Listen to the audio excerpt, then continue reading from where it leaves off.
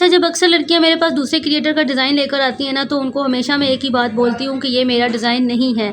जिसका है अगर तो आपको सेम चाहिए तो आप उन्हीं से बनवाएं, नहीं तो मेरे अपने बहुत सारे डिज़ाइन हैं, आप उसमें से कुछ भी सिलेक्ट करके बनवा लें। क्योंकि जिस क्रिएटर का डिज़ाइन है उस क्रिएटर ने कौन सा मटेरियल कहाँ से बाय किया और किस क्वालिटी का मटेरियल बाय किया उसका मुझे अंदाज़ा नहीं होता।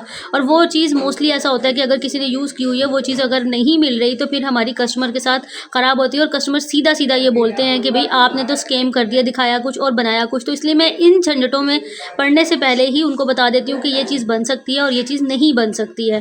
और क्रिएटर्स को भी मैं यही कहना चाहती हूँ कि अगर आप किसी का डिज़ाइन देखकर ऑर्डर ले रहे हैं ना, तो फिर पहले से कस्टमर को बता दें ताकि वो आपको स्कैमर ना बोले।